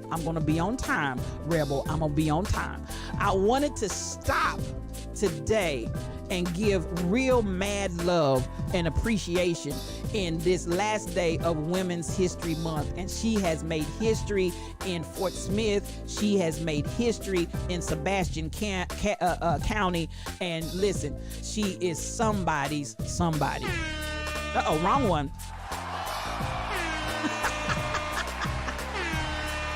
That's it, Rhonda Rugg.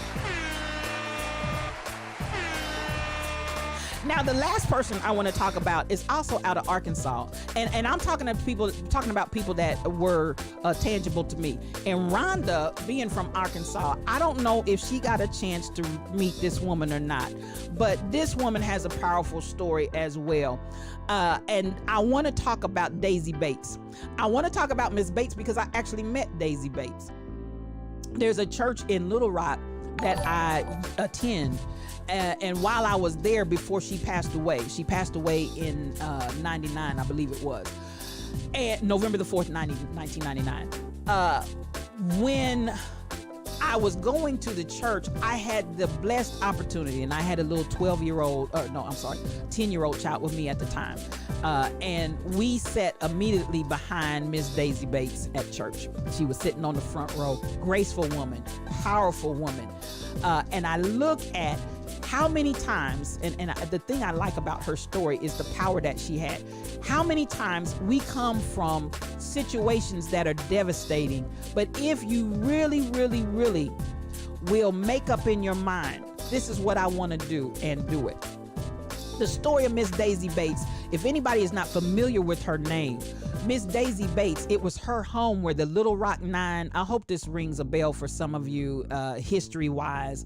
If not, I'll give you a little bit of history. But the Little Rock Nine, Central High School, and desegregating that high school, Little Rock Nine found their home and their place of gathering in the home of Miss Daisy Bates. And Miss Daisy Bates was a phenomenal leader in the movement for desegregation of schools and civil rights for people of color, for Black people. And Miss Daisy Bates had to be the most, to me, unassuming. When I went and I took the young lady that was with me, the little girl that was with me, and introduced ourselves, she was just most gracious. It was no attitude like I'm a celebrity and, you know, don't be coming up on me and groups of people get on my nerves. I mean, she was just as gracious and just as honoring and just as humble. This is what I'm talking about. This is something that, this is my experience.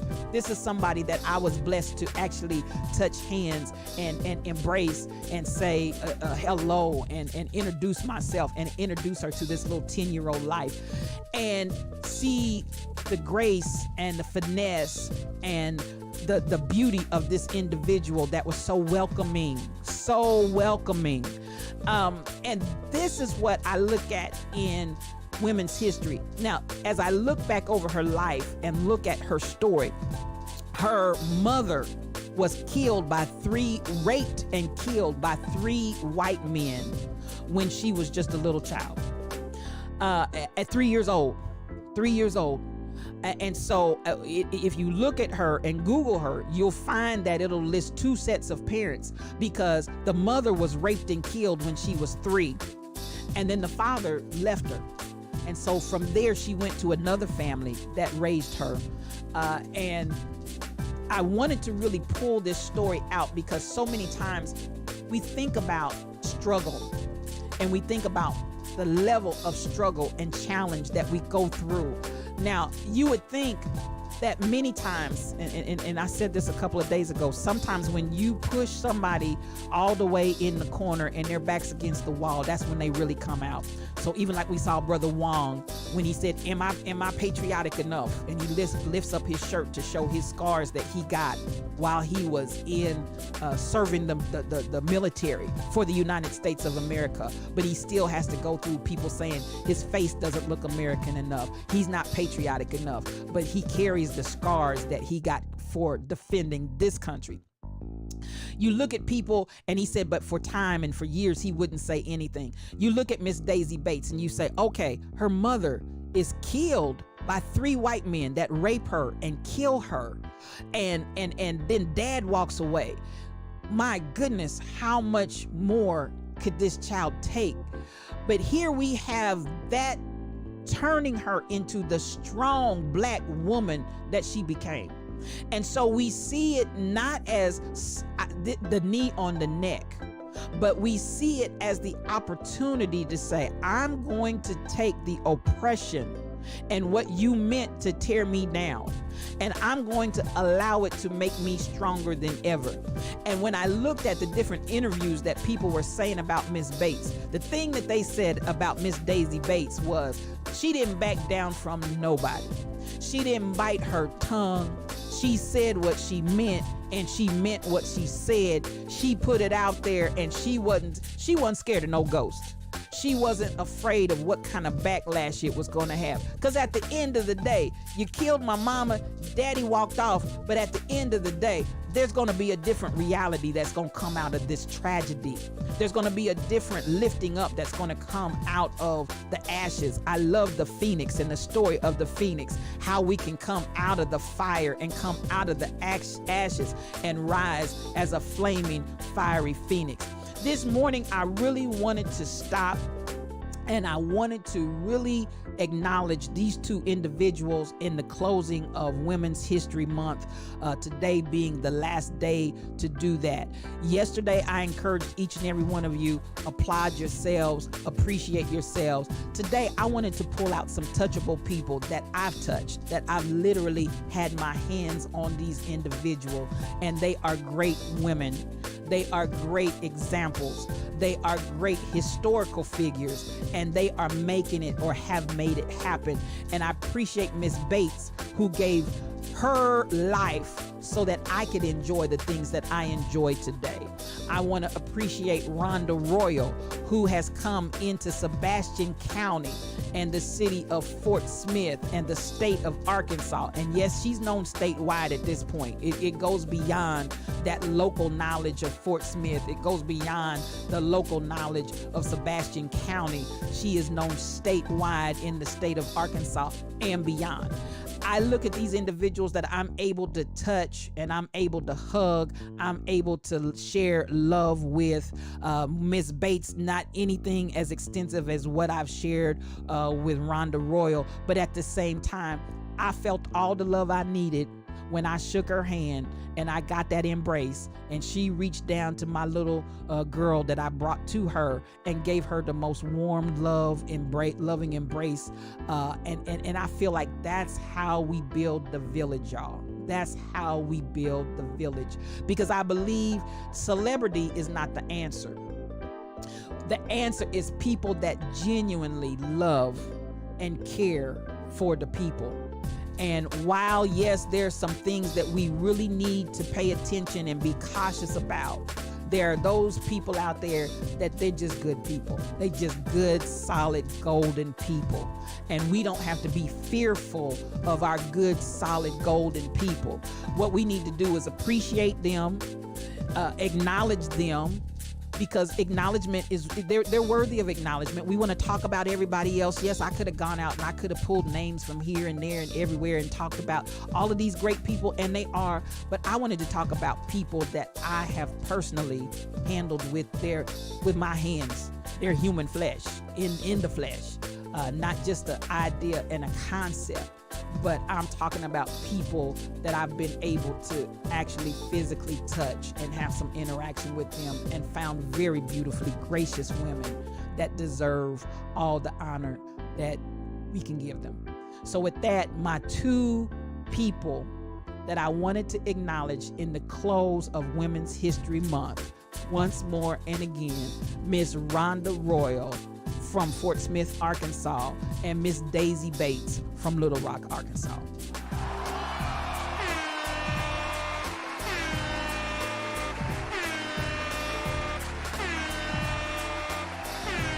Oh yeah. And so that brings us to the conclusion of our podcast for today. I hope you all had a good time here today. I hope that you heard every word, and I hope that something really touched your heart. We're continuing to build the village. We're continuing to build the village, and we're not done yet. Just Psalmist is on the loose. We are village gatherers. Aguna Badger, I appreciate you here as my native brother. I appreciate you so much, and I hope that one day we'll come on here and we'll have every creed, every tongue, and every nation of people here with us on Yes You, because that's the kind of platform we want to have, and that's the kind of platform we want to share. To everybody that's here, even King Coogee, I appreciate you, my brother. Shelby Nicole Cosplay, we want to get all our shout outs out there for every last one of you, because you're so precious and important to me. I thank you for taking your time and your energy and just sharing your love with me up in here on today. All right, that is going to bring us to a close, because I'm sure in a second or two my engineer is going to flash me the time and be like, girl, if you don't get your hips and your lips off of this platform. Now, if I have any mods, is there anybody out there for what I want to start doing in the future? For those of you that are in Twitch, everybody can't do this, but for those of you that are in Twitch, eventually we're going to get where when we leave from here, thank you for the biddies, Monica. Thank you for the cheers. We're going to be able to at some point begin to raid other channels. So King Coogee, if you're on here and you're having a broadcast, or Shelby Nicole Cosplay, if you guys are having broadcasts after this is over, not today because I don't think I have it in place with my mods, but we're going to start raiding channels for those of Twitch, where you can leave and just go right on to somebody else's channel, and we will support you on your channel as well. All right, I love you guys and thank you for everything. Well, I feel for my brother, and I feel for my sister. This has been another edition of Yes You, Oh Cute, one-on-one, just me and you. I want to appreciate you for coming in my chat today. To everybody that was here, I love you, I love you, I love you. I want to encourage you to follow me on Facebook, YouTube, Instagram, TikTok, Patreon, Twitter, Twitch, Anchor, Discord, and more. I'm out there, y'all. I'm out there. Keep helping me climb this ladder. Share, like, comment, do all of those things, because those help me move and do what it is I'm trying to do. Those of you that have already done it, I want to say thank you. Now listen, as my friend Rhonda World, yes, the woman I just talked about, like my friend Rhonda World says, if you don't deal with it, it will deal with you. And I don't want y'all to just be talking about change. I want you to be the change. And I want to continue with the word that I always share to close this out. It's us, it's you, it's me, it's we, it's all. We got that together. It's all of that put together. So listen, all of that is important and all of that is necessary. So I appreciate us, you, we, me, and all. And the way I always close it down, I want you to have peace for your journey.